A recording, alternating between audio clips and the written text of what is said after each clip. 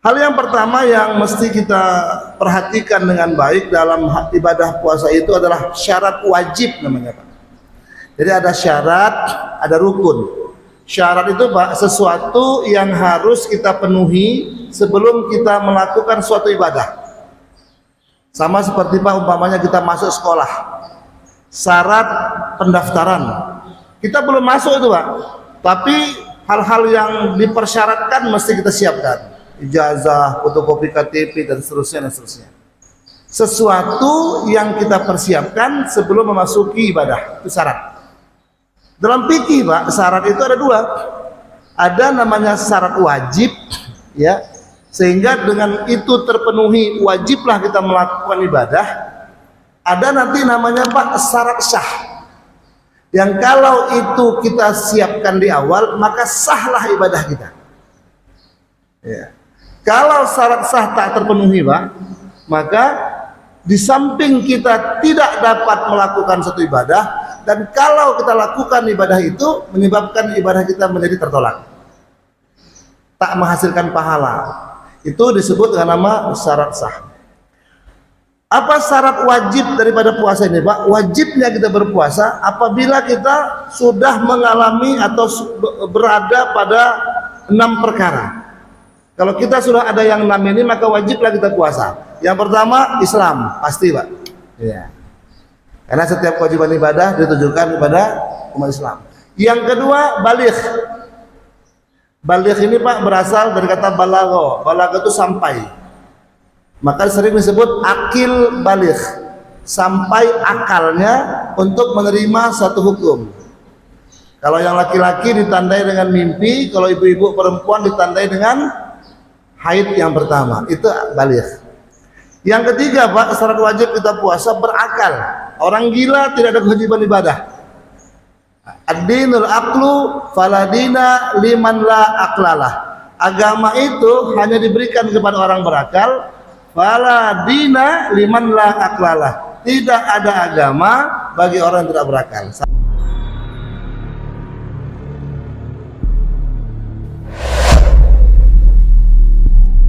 Assalamualaikum warahmatullahi wabarakatuh. Alhamdulillahi kafa wassalatu wassalamu ala rasulihil mustafa wa ala alihi wa sahbihi wa mawafa wa la hawla wa la quwata illa billah.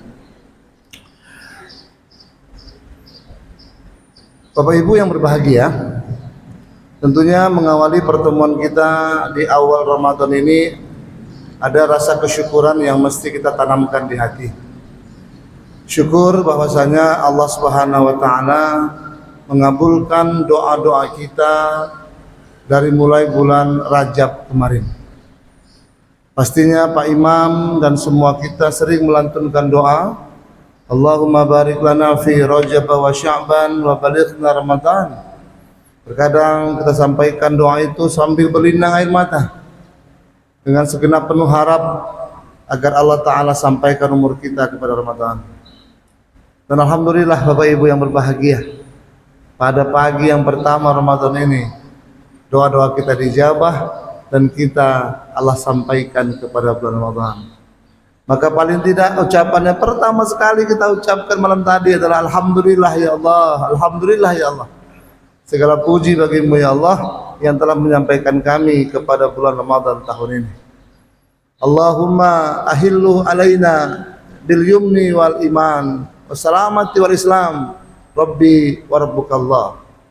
Ya Allah, uhillahu alaina, jadikanlah ya Allah hilal kami hari ini, malam tadi maksudnya, bil yumni wal iman, dengan penuh keberkahan dan keimanan, wassalamata wal islam, dengan penuh keselamatan dan ditetapkan dalam Islam, rabbi wa rabbukallah, Tuhanku dan Tuhan engkau semua adalah Allah.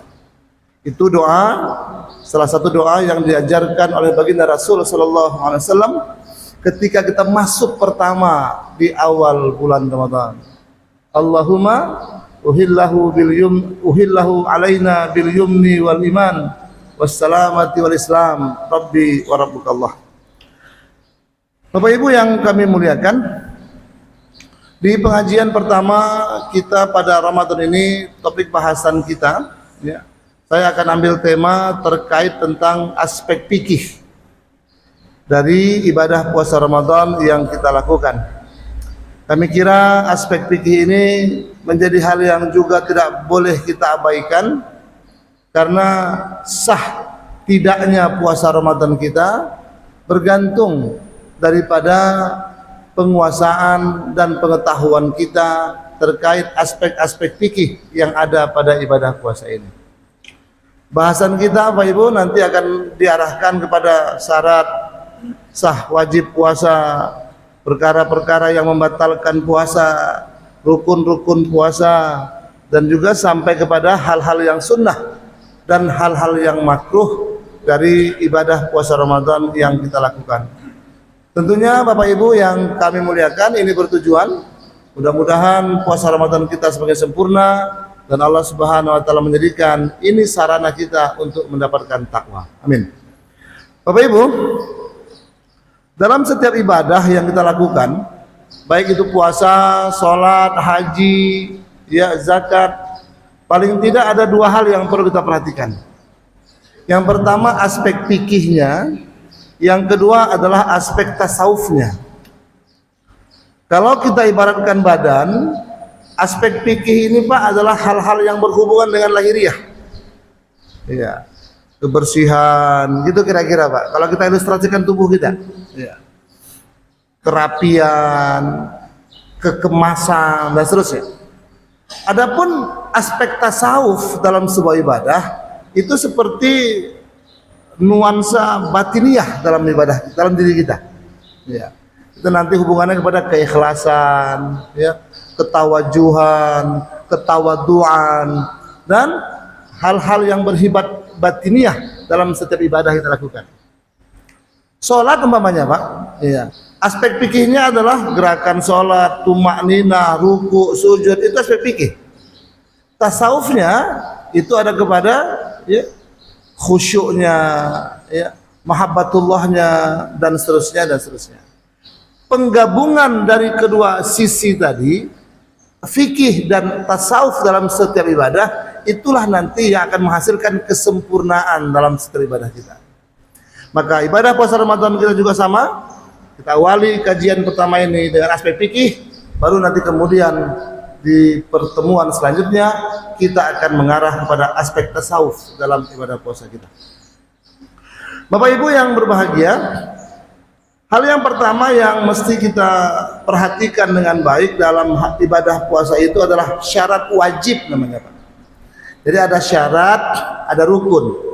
Syarat itu Pak, sesuatu yang harus kita penuhi sebelum kita melakukan suatu ibadah. Sama seperti Pak, umpamanya kita masuk sekolah, syarat pendaftaran. Kita belum masuk itu Pak, tapi hal-hal yang dipersyaratkan mesti kita siapkan. Ijazah, fotokopi KTP, dan seterusnya dan seterusnya. Sesuatu yang kita persiapkan sebelum memasuki ibadah, itu syarat. Dalam fikih Pak, syarat itu ada dua. Ada namanya syarat wajib, ya, sehingga dengan itu terpenuhi wajiblah kita melakukan ibadah. Ada nanti namanya Pak syarat sah, yang kalau itu kita siapkan di awal maka sahlah ibadah kita, ya. Kalau syarat sah tak terpenuhi Pak, maka di samping kita tidak dapat melakukan satu ibadah, dan kalau kita lakukan ibadah itu menyebabkan ibadah kita menjadi tertolak, tak menghasilkan pahala. Itu disebut dengan nama syarat sah. Apa syarat wajib daripada puasa ini Pak? Wajibnya kita berpuasa apabila kita sudah mengalami atau berada pada 6 perkara. Kalau kita sudah ada yang 6 ini, maka wajiblah kita puasa. Yang pertama Islam, pasti Pak, ya. Karena setiap kewajiban ibadah ditujukan kepada umat Islam. Yang kedua baligh. Baligh ini Pak berasal dari kata balagho. Balagho itu sampai.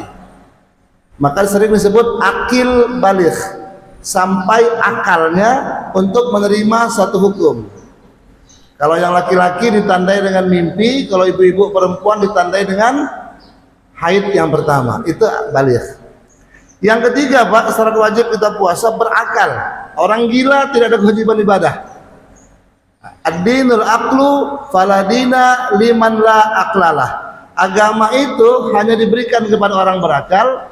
Faladina liman la aqlalah. Tidak ada agama bagi orang yang tidak berakal. Syarat yang ketiga. Syarat wajib yang keempat, Pak, sehat.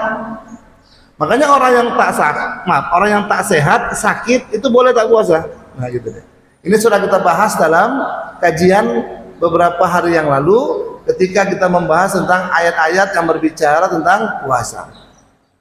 Faman kana minkum maridon au ala safarin fa'iddatum min ayyamin ukhra. Siapa saja di antara kamu yang sakit atau dalam perjalanan boleh tak puasa. Sakit menyebabkan syarat wajibnya puasa menjadi hilang. Walaupun sebenarnya, Pak, sakit di sini atau sehat di sini perlu dipahami secara nurani. Ini kita bahas kemarin, Pak. Ayat Quran tidak bicara sakit apa yang menyebabkan kita boleh tak puasa, tapi nurani kita akan berkata, akankah saya sakit pening-pening sikit sudah tak puasa, kan gitu, Pak? Akankah saya hanya sakit pinggang sikit menyebabkan saya tak puasa? Nurani berkata-kata, nurani yang berbicara. Makanya ibadah puasa itu diberikan oleh Allah kepada orang yang punya iman yang sempurna. Gitu, Pak. Sehat. Yang kelima, bermukim, artinya tidak musafir. Ya. Pak, bagaimana, Pak, kalau kami baru datang dari kampung ini, Pak? Iya kan? Baru datang dari kampung. Iya. Ada Gunung Bintang. Haruskah kami tidak puasa? Nah, musafir itu, Pak, dipersyaratkan oleh fikih jaraknya minimum 90 km. Ya. Orang yang melebihi jarak itu dalam melakukan perjalanan itu dianggap musafir. Jadi kalau Bapak Ibu sudah melakukan perjalanan di atas itu dan hari ini sudah berada di sini, ya, lebih daripada ini, Pak, ukurannya, ya, lebih daripada 1 hari, atau ada pendapat lain mengatakan lebih daripada 3 hari, maka kita tak musafir lagi, Pak, sudah mukimin namanya. Bapak kapan sampai ke sini, bapaknya? Tadi malam, Pak. Udah lewat 24 jam. Udah, Pak. Udah mukimin, Pak, puasa. Nah, gitu. Tapi kalau baru sampai pagi tadi, umpamanya, Pak, ya, belum sampai 24 jam, itu boleh tak puasa. Tapi hari ini aja. Besok udah wajib puasa karena sudah mukimin dia. Lawan musafir mukimin. Tapi kan lagi-lagi, Pak, kalau nuraninya mengatakan enggak apa-apa lah, Pak, saya tetap mau puasa. Wa antasumu khairul lakum, kata Allah. Kalaupun kau sedang musafir, kalaupun kau sedang sakit, tapi kau tetap mau puasa, puasa itu jauh lebih baik bagi kamu. Kan begitu, Pak. Lagi-lagi kembali ke nurani. Nah, yang keenam, syarat wajib puasa itu, Pak, suci daripada haid dan nifas. Ini untuk ibu-ibu. Jadi orang yang haid itu tidak wajib untuk melakukan puasa. Kompensasinya, fa'iddatum min ayyamin ukhra, ganti di hari yang lain. Baik, nanti akan kita bahas di di bahasan selanjutnya terkait orang-orang yang boleh tak puasa. Itu syarat wajib, Pak. Kemudian masuk kepada syarat sah. Persyaratan yang harus disiapkan sebelum Ramadan. Kalau itu tidak diperhatikan, maka puasa kita hanya dapat lapar dan dahaga, gitu, Pak. Enggak sah dia. Oh, saya masih puasa, Pak, tapi melanggar yang ini, maka pahalanya itu menjadi hilang. Syarat sah, syarat yang menyebabkan ibadah itu menjadi sah. Apa itu, Pak? Yang pertama, ya, Islam berakal sama, kemudian suci dari haid dan nifas sama. Yang keempat membedakannya, Pak, apa itu? Nyata masuknya bulan Ramadan. Nah, ini yang dibahas panjang lebar malam tadi, Pak. Kenapa dibahas panjang? Ya, karena ini syarat sah. Ya. Oh, Pak, kalau kita baca live streaming di TV itu komentar macam-macam. Udahlah, Pak Menteri, tetapkan aja, gitu kan? Iya, macam-macam, Pak. Ya, nggak bisa segegabah itu, gitu loh, Pak. Ada memang sebuah prosedural, mekanisme yang harus dilakukan supaya apa? Supaya sah puasa kita, kan gitu deh, Pak. Ya. Karena memastikan masuknya bulan itu menjadi syarat sah. Jadi bapak-bapak yang malam tadi agak-agak gemes gitu, Pak, ya, sampai Isya kok belum ada kepastian. Nah, Ini dia apanya? Latar belakangnya begitu, Pak. Ya. Saya pun tidak membenarkan ya keputusan yang terlalu lama. Tapi paling tidak itu dilakukan karena ikhtiyat, kehati-hatian para ulama-ulama kita agar jangan sampai kita sudah puasa tapi sebenarnya bulan belum masuk, gitu Pak. Karena kan maka itulah kenapa di ujung Sya'ban kita dilarang untuk puasa sunat. Kata Nabi itu yaumus syak, hari yang penuh keraguan. Ya. Kalau umpamanya Pak ya, tadi malam itu ternyata belum dilihat anak bulan hilal, tapi kita sudah puasa, maka berdosa. Nah, gitu Pak. Ya. Nah, makanya sedemikianlah telitinya pemerintah kita untuk menetapkan satu hari bulan itu, karena itu merupakan syarat sah daripada kita melakukan ibadah puasa. Nah, syarat sah sudah, syarat wajib sudah. Kemudian yang ketiga Pak, Bu, kita masuk pada rukun-rukun puasa. Kalau syarat tadi Pak, Bu, sesuatu yang harus kita persiapkan sebelum masuk, persyaratan namanya, maka rukun sesuatu yang perlu kita perhatikan, yang perlu kita lakukan ketika sedang melakukan ibadah. Macam sholat umpamanya Pak, ya, syarat sah sholat bersuci, berwudhu segala macam. Rukun sholat ya tumakninah, baca al-fatihah dan seterusnya. Puasa memiliki rukun 3 ya. Yang pertama, ada orang yang puasa ya, dengan segenap persyaratan tadi, Islam balik kita semua Pak. Jadi nggak akan ada kewajiban puasa bagi orang yang tak ada orangnya, atau tidak ada kewajiban puasa bagi orang yang meninggal dunia. Ini menjadi persoalan Pak, terutama orang yang meninggal tapi meninggalkan hutang puasa. Apakah orang yang kalau dia sudah meninggal tapi ada hutang puasanya itu tetap wajib diganti? Menurut sebagian ulama Pak, ini terjadi khilaf. Orang yang sudah meninggal dunia tidak ada kewajiban apa-apa padanya. Ya sudah selesai. Anak-anaknya, ahli warisnya tidak perlu dibebani untuk mengganti ibadah yang dilakukan oleh orang tuanya, maaf ya, orang tuanya yang sudah meninggal dunia. Kenapa? Karena kewajiban itu bagi mukallaf. Mukallaf itu orang yang dibebani hukum. Nah, orang tersebut sudah tak ada lagi, sudah meninggal dunia, meninggalkan dunia, maka dia tidak ada kewajiban lagi. Adapun hutang-hutang puasanya, sholatnya itu menjadi tanggung jawab yang bersangkutan. Ini pendapat ulama yang sahih Pak, yang kuat. Tapi ada hadis Pak mengatakan, bagaimana kalau orang meninggalkan hutang kepada manusia, wajibkah ahli warisnya membayar? Nah gitu aja. Iya, wajib. Kalau begitu, hutang-hutangnya kepada Allah itu tetap wajib dibayar. Itu kalau nazar Pak. Ya, contoh saya, ya, nanti nak kalau kamu lulus sekolah, ayah ada nazar nih, ya akan puasa 3 hari. Anaknya lulus, dia meninggal Pak, kan? Ya mungkin kaget dia meninggal. Nah berarti yang bersangkutan punya hutang itu Pak. Nah hutang puasa 3 hari sebagai nazarnya orang tuanya tadi, nah itu anaknya wajib membayarnya. Karena apa? Karena hutangnya itu ya memang diniatkan dan itu di luar rutinitas kebiasaan. Tapi kalau sholat fardunya, puasa Ramadannya tertinggal, ya sudah, itu menjadi tanggung jawab yang bersangkutan. Maka itu Bapak, Ibu, mohon izin buat kita hari ini Pak, hutang-hutang sholat kita di masa lalu bayarlah Pak. Ya. Mazhab Syafi'i mengatakan sholat kita yang tertinggal di masa lalu itu menjadi hutang, maka kita wajib bayar. Membayar hutang sholat itu namanya qadha Pak. Maka dalam mazhab Syafi'i ada anjuran untuk kita qadha sholat. Bagaimana caranya Pak? Setelah selesai kita melakukan sholat fardu dengan niat adaan, sholat fardu subuhi rakaataini adaan gitu Pak ya, maka kita pun kembali melakukan sholat yang sama dengan niat qadhaan. Sholli fardhu subuhi rakaataini qadaan, menukar kalimat adaan menjadi qadaan. Itu sangat dianjurkan di mazhab Syafi'i, Pak. Ya, mengganti, Masya Allah, ya.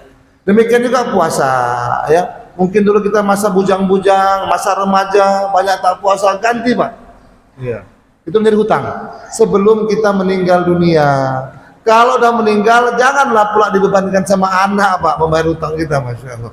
Hutang duit oke lah, hutang ibadah tanggung jawab masing-masing. Kodok. Makanya, Pak, kalau bab kodok sholat itu, ya, seorang ulama mengajarkan sebaik-baik kodok sholat itu, Pak, di tanah haram. Seperti di Madinah, kata baginda Rasul, orang yang sholat di masjidku, maka itu lebih baik daripada dia sholat 1000 kali di masjid yang lain.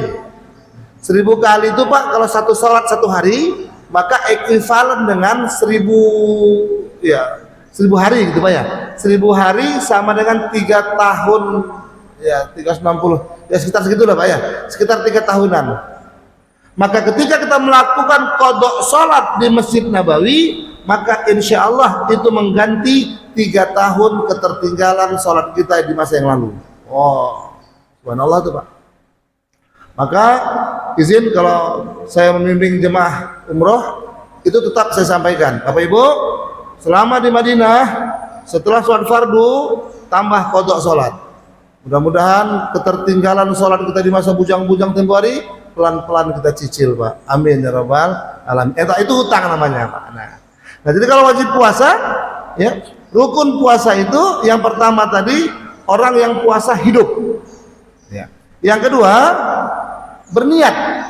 Nah, tadi pagi sudah niat semua nih, Pak, ya. Nawaitu sama qadin anadai fardhi syahri ramadhana hadhihi sanati lillahi ta'ala. Kalau tahu ada yang lupa, Pak, tadi pagi, ya sekarang niatlah, Pak. Coba cepat. Ya.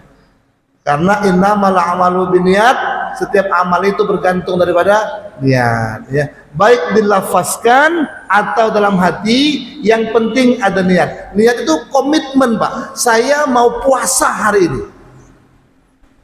Secara psikologis, Pak, niat itu akan membantu seluruh energi positif yang ada dalam diri kita untuk bisa siap melakukan satu ibadah. Itulah, Pak, manfaat niat itu.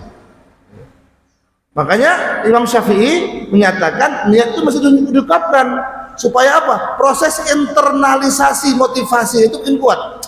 Aku mau puasa karena Allah Ta'ala, kira-kira gitu, Pak. Oh, makanya seluruh komponen dalam diri kita itu akan bereaksi mendukung supaya kita kuat untuk berpuasa. Niat menjadi rukun. Kemudian yang ketiga, Pak, rukun puasa, menahan diri dari perkara-perkara yang membatalkan puasa. Karena memang, Bapak Ibu, puasa itu maknanya menahan. Menahan makan minum, ya, Pak? Oh tidak, itu terlalu kecil, Pak, untuk memaknai sebuah puasa. Menahan diri dari puasa itu panca indera, Pak. Orang bisa tak makan tak minum tapi tak kuat nahan mulut, Pak. Ini asik menggibah aja, Masya Allah. Puasa itu, tapi pantang jumpa kawan ngumpan, pantang jumpa kawan menceritai, mengkritik, semua salah di mata dia. Walaupun tak makan tak minum, Pak, tapi tidak ada puasa baginya. Itu yang berat, Pak. Ada orang mampu tak makan tak minum tapi tak mampu nahan matanya, Pak. Asik nengok aja, Pak. Maksudnya nengok yang tak betul gitu, Pak, ya. Masya Allah. Ada orang bisa tak makan tak minum tapi tak mampu menahan pikirannya. Pikiran apa tuh, Pak? Untuk menyusahkan orang lain. Pokoknya yang dipikirnya hari-hari bagaimana orang susah, gitu, Pak, ya. Bagaimana duit orang pindah ke dia, gitu, Pak, ya. Bagaimana bisa nipu orang. Itu walaupun dia tak makan tak minum, nilai puasanya itu tidak ada di mata Allah Ta'ala. Ibu, Bapak, rukun puasa yang ketiga, menahan diri dari membatalkan puasa, terutama menahan panca indera. Mulai sekarang, Bu, sudah bolehlah kita pikir-pikir, ya, kalau ada kawan sebelah bercakap gibah, kita pindah, Pak. Ya kan? Ya. Pindah tempat aja. Kenapa? Sayang, nilai puasa kita rusak karena mendengar perkara gibah, gunjing, ngumpat, dan kawan-kawannya. Ibu, bapak, kita lanjutkan. Baru masuk kita kepada perkara yang membatalkan puasa. Ya, ini pak. Apa itu? Pertama, memang makan, minum, dan melakukan hubungan suami istri, maaf, dengan sengaja. Itu batal. Batal pak, total. Yang kedua, ya, muntah dengan sengaja. Ya, ya, apa dia mungkin pak? Ya, bros-bros gigi, ya, kemudian termasuk atau gimana? Muntah pak. Ah, itu termasuk batalkan itu pak. Udah tahu puasa, ngapain juga bros-bros gigi dalam-dalam pak? Masya Allah. Pak, supaya mulut kita beraroma agak-agak segar pak. Bapak ibu, memang merupakan sebuah hal yang lumrah. Orang yang puasa itu pasti bau mulut. Itu nggak bisa dihindarkan pak. Maka Nabi katakan bau mulutnya orang berpuasa itu dinilai seperti kasturi di mata Allah Ta'ala. Tapi sungguh pun kasturi pak, jangan dikasih-kasih sama orang ya. Pengsan juga orang pak. Artinya apa? Jangan memaksakan diri untuk melakukan hal-hal untuk menghindari bau mulut. Itu gak akan bisa. Karena bau mulut orang puasa dari perut pak. Dari perut. Tapi sunnah memang habis sahur kita berus gigi. Siang makruh pak. Jangan pula siang nanti terasa tak enak mulut, habis zuhur berus gigi. Asar terasa tak enak mulut, berus gigi. Wah, Masya Allah. Itu dihindari. Apalagi sampai muntah sebagai reaksinya, itu membatalkan puasa. Karena berus gigi disengaja. Kalau dalam perjalanan macam mana pak? Dalam perjalanan kemudian dia pusing, mungkin karena gelombang laut yang kuat, muntah, itu nggak disengaja pak, nggak apa-apa. Kalau dia mau puasa bagus, tapi kalau dia mau tak puasa, babnya berbeda, musafir, nah gitu ya. Bukan karena muntahnya, tapi karena musafirnya. Tapi kalau dia tetap bertahan, pak, walaupun saya musafir, agak pening-pening, mabuk laut, muntah bahkan, saya tetap mau puasa. Wa antasumu khairul lakum in kuntum ta'lamun. Itu kata kuncinya pak. Al-Baqarah 184. Kalau kau tetap mau puasa, itu lebih baik bagi kamu. Subhanallah. Baik Bapak Ibu, ya, itu yang membatalkan yang kedua. Yang ketiga, haid dan nifas. Pasti Bu ya. Haid, nifas, stop. Nanti diganti. Bolehkah ibu sengaja memakan obat penahan haid? Ada itu Bu ya. Penahan haid dengan tujuan supaya bapak nggak haid ya, maaf. Dengan tujuan ibu-ibu bisa puasa sempurna. Jawabnya boleh. Sama seperti orang haji pak. Orang haji boleh memakan obat penahan haid supaya semasa hajinya dia bisa full. Boleh pak. Ya. Bagaimana nanti hubungannya dengan kesehatan? Nah, itu tidak kompetensi saya menjawabnya. Itu kompetensi tenaga medis. Konsultasikan ke dokter. Tapi secara hukum boleh. Karena Pak, yang menyebabkan kita tidak boleh melakukan ibadah itu karena karena haidnya keluar. Nah gitu Pak. Iya. Jadi kalau haidnya keluar, baru dia tidak beribadah. Selama tidak keluar, apapun penyebabnya, makan obatkah, segala macamkah, maka tetap itu belum dihukum haid. Ya ibu-ibu silakan, mungkin mau mendapatkan kesempurnaan atau full ibadah Ramadan, boleh makan obat penahan haid. Kalau sudah haid, itu maka batal puasanya. Kemudian yang berikutnya Pak, gila, murtad. Ini terus kita bahas. Ya udah gila, ya itu namanya orang gila lah Pak. Terus kita bahas itu. Yang berikutnya murtad, pindah agama. Pak, murtad ini berarti dia keluar daripada agama Islam. Kalau sudah keluar, kemudian masuk lagi Islam, boleh tak Pak? Dia sudah keluar agama Islam nih, kemudian sadar dan dia masuk Islam kembali, boleh tak Pak? Boleh, itu namanya taubat. Setelah Islam, ya pindah agama lagi, murtad lagi. Nah, ya kan? Dah murtad, nak masuk Islam lagi, itu stop. Itu nggak bisa lagi deh Pak. Nah, itu main-main namanya itu Pak ya. Islam keluar murtad, masuk taubat, keluar lagi murtad lagi, masuk stop. Nah, gitu Pak ya. Jadi Kalau berulang-ulang itu menyebabkan hal yang dilarang oleh agama. Murtad tidak wajib puasa. Ya. Yang berikutnya Pak, maaf Pak, keluar sperma dengan sengaja. Nah, itu batal tuh Pak. Dengan sengaja kita pasti bisa memahami maknanya Pak. Kalau tak sengaja seperti mimpi boleh. Abang-abang, bapak-bapak mohon izin ya, tidur siang, maaf mimpi keluar sperma. Puasanya teruskan tapi tetap cepat mandi wajib. Mandi wajibnya tetap, puasanya lanjut. Itu tidak batal puasa. Sengaja batal. Pak, bagaimana Pak kalau maaf membaca buku atau menonton tayangan yang tak bagus sehingga pada akhirnya maaf mengeluarkan cairan. Ibu bapak izin, cairan yang keluar dari pintu pelepasan bagian depan, kubul namanya, atau bagian belakang dubur namanya kalau bahasa fikihnya, selama maaf ada dua jenis, ada yang bersifat bening yaitu namanya mazi Pak ya, mohon maaf Pak ya, mazi ya, dan itu dia meleleh. Kalau dia memuncrat itu namanya sperma, nutfah ya. Yang membatalkan puasa itu nutfah. Ya. Kalau maaf kalau masih mazi, cairan bening, batal maaf. Puasa enggak batal, tapi pahala habis Pak, rusak. Karena tak mampu menahan berarti dia Pak. Nah, kembali ke bahasan awal tadi, tak mampu menahan diri daripada melihat, ya, mendengar, menonton, membaca hal-hal yang tak patut, nah gitu loh Pak ya. Ya, saya sulit mencari padanan katanya yang tak patut. Ya, itu mesti kita hindarkan. Kemudian yang ketujuh, yang membatalkan langsung puasa, maaf bersetubuh di siang hari. Wah, ini batal total. Bukan hanya batal Pak, tapi kafaratnya, dendanya itu juga nggak biasa, luar biasa tuh Pak. Apa kafaratnya?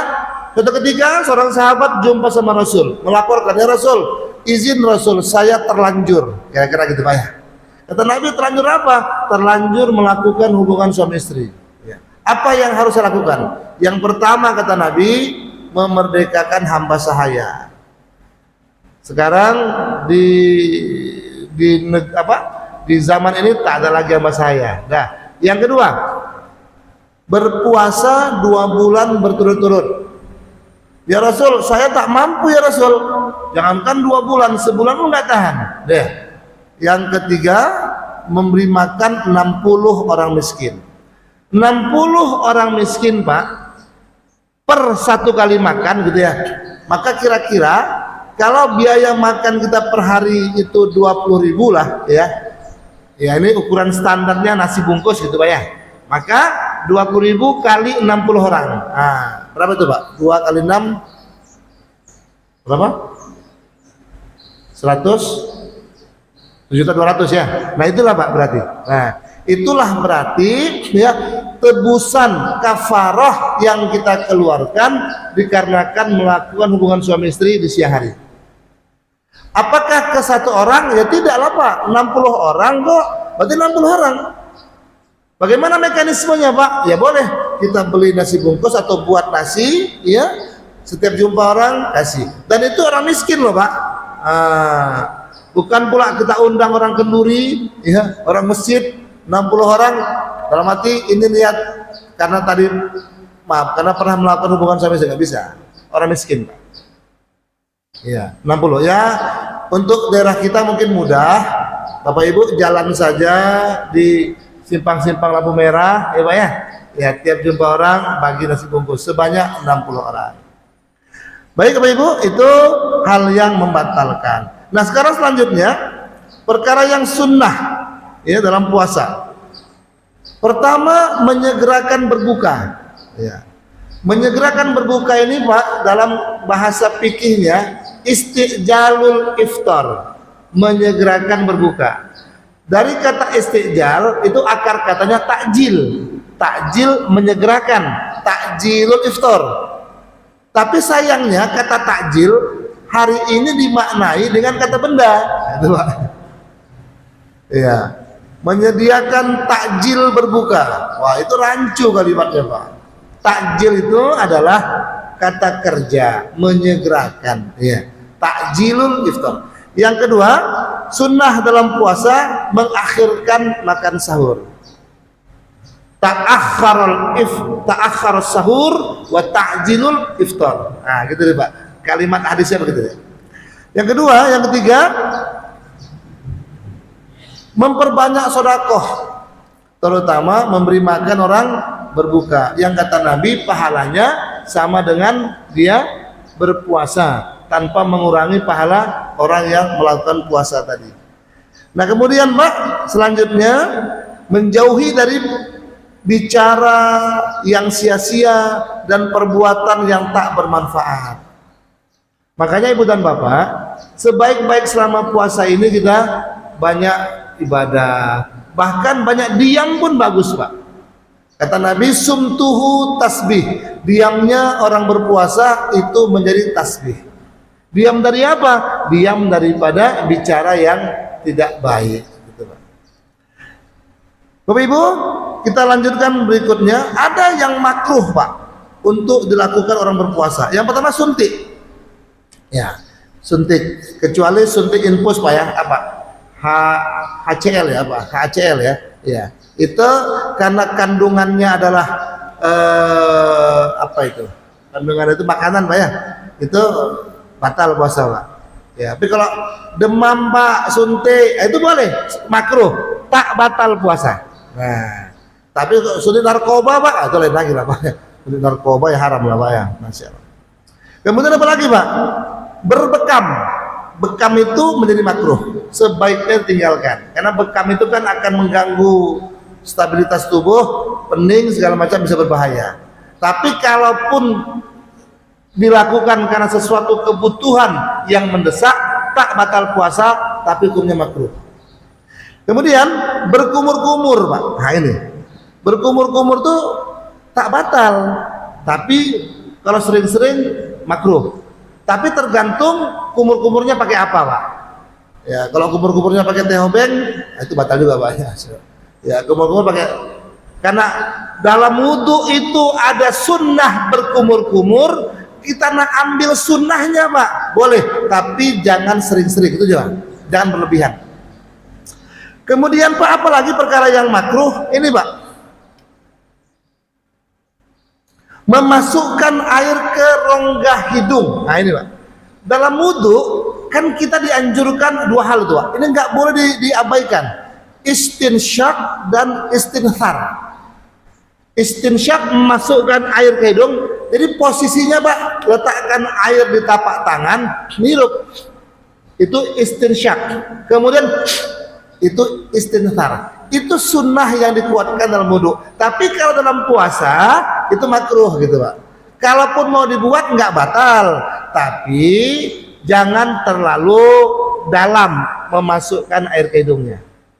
Bapak Ibu, saya tadi baru konsultasi kepada ya ada tenaga medis, ternyata rupanya Pak, secara ilmu medis istinsyak itu memang sangat dianjurkan Pak, dan itu bisa menjadi pengobatan. Ya, itu ada anak saya itu baru selesai farmasi itu Pak. Ya, saya tanya, ya apa namanya irigasi ya Pak Bang? Nah, istilah kedokterannya irigasi hidung, dan itu pakai HCL apa? Hah? HCL ya? Ternyata Pak di kedokteran itu memang menjadi terapi. Kalau kita punya penyakit apa sinusitis ya, sinusitis itu sunnah Pak, bukan sunnah, ada pengobatan, disemprotkan air ke hidung. Subhanallah, ternyata Nabi sudah mengatakan Pak, nggak usah pakai Pak, tak usah payah-payah pakai HCL ya. Pokoknya setiap wudhu hirup ke dalam, keluarkan, itu jadi obat Pak. Masya Allah. Mulailah Pak kita biasakan tuh Pak, subhanallah, hirup. Tapi Pak terkadang masuk ke dalam Pak, masuk kotak, nggak ada Pak saluran dari hidung ke kotak, nggak ada. Ya, kalaupun itu agak pening kepala, itu reaksi saja, tapi tak berbahaya rupanya Pak, bagus. Kalaupun ada air yang masuk, itu masuknya ke tenggorokan. Nah itu yang bisa menyebabkan batal puasa kalau kebanyakan. Makanya kalau mau istinsyak separuh aja Pak, sampai ke tengah tenggorokan aja. Tenggorokan, hidung, keluarkan lagi, dan itu bagus Pak. Ya, jadi itu tidak membatalkan, tapi memang makruh kalau kebanyakan dan akhirnya melewati kerongkongan dan masuk ke mulut perut, itu jadi makruh. Kemudian Pak, yang makruh lagi mandi berlebihan.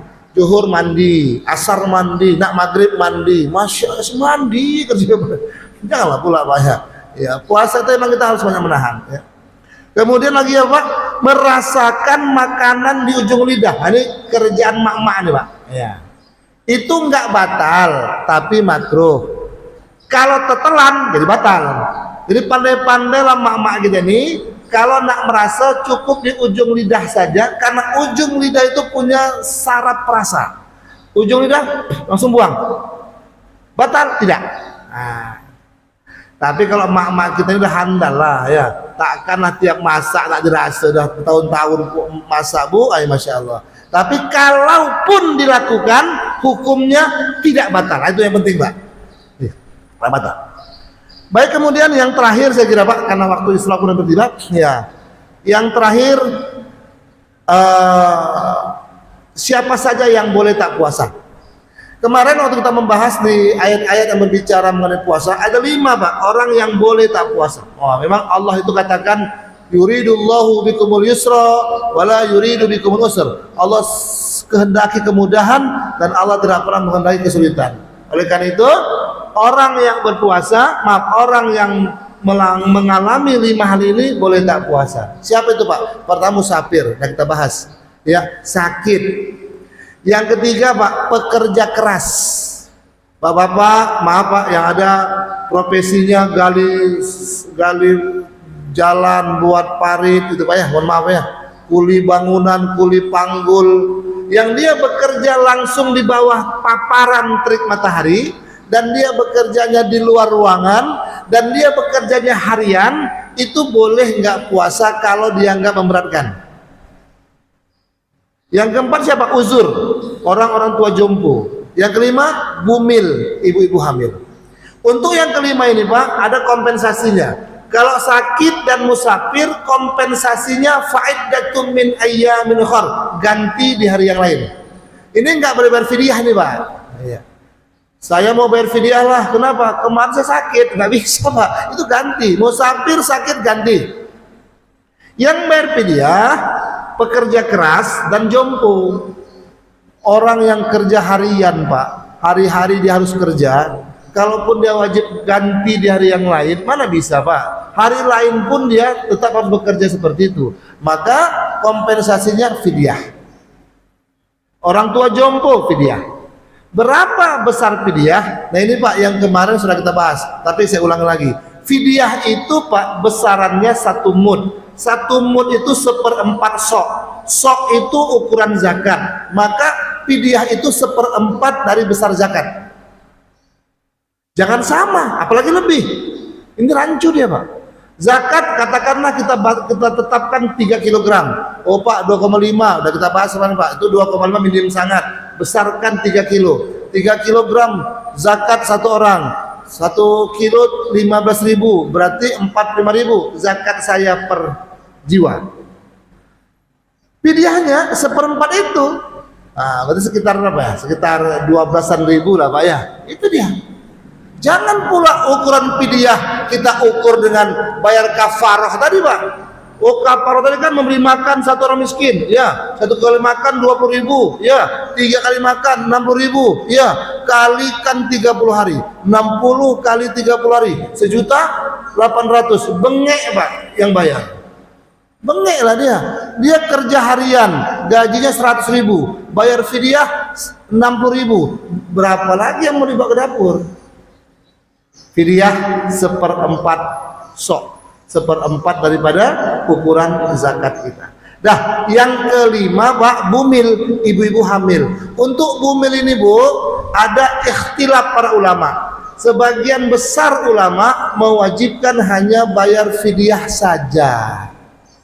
Kalaupun ada sebagian ulama menyuruh atau menganjurkan bayar fidyah dan ganti, itu kondisional Pak. Maksudnya begini, kalau tahun ini dia tak bisa puasa karena ngandung, dah, ya. Kemudian lepas lebaran dia lahir, lepas lahiran tentu nyusui Pak, maka setahun itu dia menyusui. Menyusui itu tidak dianjurkan puasa karena akan mengurangi nutrisi ASI-nya untuk konsumsi bayinya. Maka orang seperti itu cukup bayar fidyah saja, karena dia nggak bisa ganti tuh Pak. Karena mengganti itu alokasi waktunya setahun. Tahun ini kita nggak puasa, tahun depan diganti. Lewat tahun depan tetap wajib ganti, plus ada denda. Dendanya memberi makan satu orang miskin lagi Pak. Nah, itu tadi dia bayar fidyah. Tapi kalau umpamanya kondisinya dia ngandung, kemudian lepas lebaran dia nyusui, tapi dalam nyusui itu masih bisa juga dia puasa, karena nyusuinya pun nggak setahun. Ya, maklum lah Pak, ibu-ibu karir ya kan, nyusui cuma 3 bulan saja. Nah, kalau kasusnya begitu, nyusuinya saja 3 bulan, maka sisa waktu itu ganti. Ya, gitu Pak ya. Nah, karena itu sebenarnya kewajiban menyusui bayi itu dalam Al-Quran dikatakan 2 tahun. Iya. Wahnan ala wahnin wa fisaluhu fi amaini. Susuilah bayimu itu 2 tahun. Ibu-ibu, ini anjuran ayat. Jangan sampai kita mengurangi jatah anak kita, mengurangi ya kewajiban kita kepada anak kita karena menyusui tak sampai 2 tahun. Ibu, bapak yang berbahagia, itulah hal-hal yang membolehkan kita nggak berpuasa, plus dengan kompensasi yang harus dilakukan. Mudah-mudahan kajian pertama ini Pak terkait fikih puasa bisa menambah-nambah ya, mengingat kembali pengetahuan kita. Insya Allah mudah-mudahan puasa Ramadan kita semakin baik dan insya Allah membuahkan takwa. Amin ya rabbal alamin. Subhanallah bihamdi, subhanakallahumma bihamdika, asyhadu an la ilaha illa anta astaghfiruka wa atubu ilaik. Assalamualaikum warahmatullahi wabarakatuh.